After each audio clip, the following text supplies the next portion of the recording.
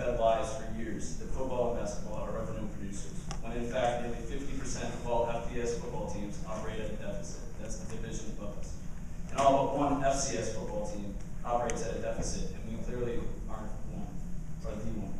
Basketball's financial realities are even worse. Incredulously, our decisions, which isn't any to blame here, in the past few years, has been to increase spending on both these teams by bringing in name head coaches in hopes of raising Towson's brand awareness, or whatever marketing term best serves the logic. To an extent, it has worked.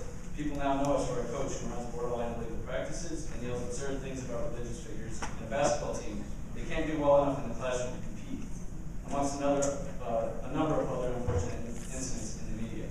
We need to do better than this, and we don't need to be spending the money on the false belief that we can make money through men's basketball and football to do it. So don't lose the focus here. This is the root of the problem and why we're here tonight, which brings me to my second point. It is not, and let me repeat, it is not Title IX's fault. I mentioned at the outset that I went to Ithaca College as an undergraduate. While there, I studied under Dr. Ellen Starosky, now at Drexel University. Dr. S, as she likes to be known, is a member of the Drake Group and has spent her entire career conducting research on Title IX. As a former athletic director, she knows full well the burdens that can come with a job. But she also knows that Title IX and people's lack of knowledge about it make it an easy scapegoat in cases where athletic budgets go haywire. In fact, I have brought a copy of a recent publication about Title IX literacy, and we'll be happy to share this in the file with anyone who's interested. You can get it on the library website. To be sure, I think she would be an excellent person to go to as an ally for help in this matter at hand. In brief, while many people here will be quick to blame Title IX, the rules for becoming compliant are so incredibly flexible that anyone with a little creativity can figure it out.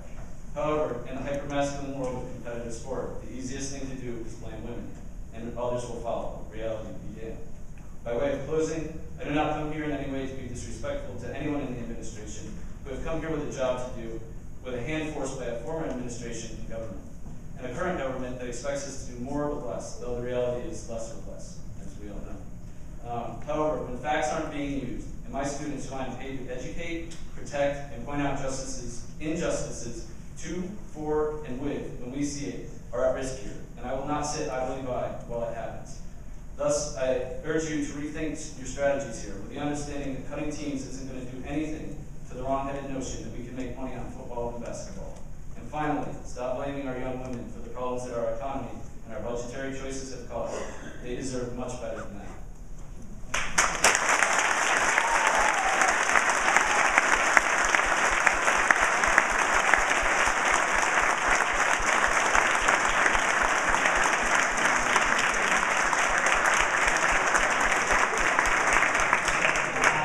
Thank you very much.